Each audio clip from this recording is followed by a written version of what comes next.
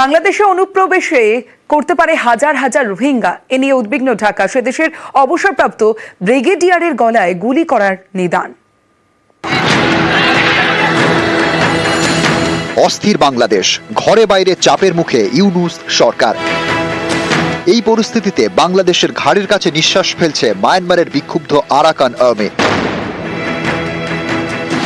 এর পাশাপাশি বাংলাদেশে বিপুল সংখ্যায় রোহিঙ্গা অনুপ্রবেশেরও আশঙ্কা।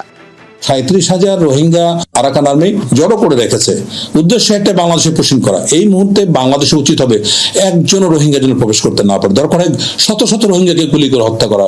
এটার সময়, এটা হলো সময়ের দাবি, কারণ আমরা একটা গরিব দেশ। একদিকে রোহিঙ্গা অনুপ্রবেশের আশঙ্কা, অন্যদিকে বাংলাদেশের নাকের ডগায় আরাকান আর্মি।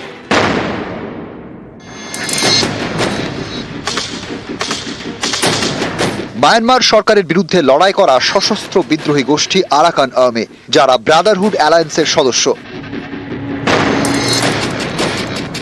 এই গোষ্ঠীর বিদ্রোহের জেরে কয়েক বছর ধরে রাখাইন ছাড়ছেন রোহিঙ্গারা। আরাকান আর্মির দাবি, বাংলাদেশের সীমান্ত লাগোয়া মায়ানমারের মংডু শহর তাদের নিয়ন্ত্রণে।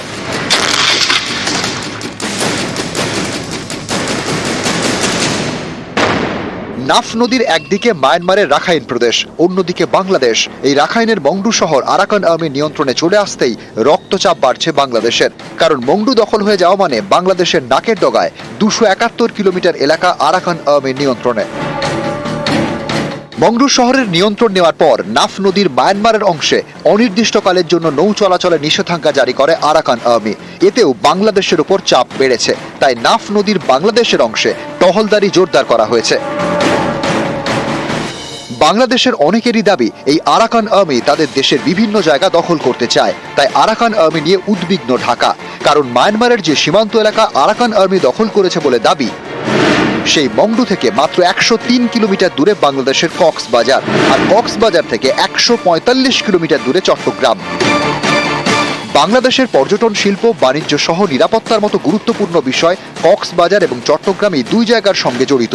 ইতিমধ্যেই কক্সবাজারের অনেক জায়গায় রোহিঙ্গাদের বসতি গড়ে উঠেছে, এর ফলে পর্যটনে প্রভাব পড়েছে। ফের রোহিঙ্গা অনুপ্রবেশে বাংলাদেশের উপর আরও চাপ বাড়তে পারে বলে আশঙ্কা।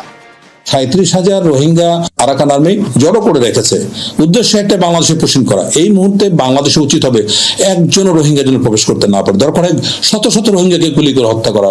এটার সময়, এটা হলো সময়ের দাবি, কারণ আমরা একটা গরিব দেশ। নিউজ 18 বাংলা।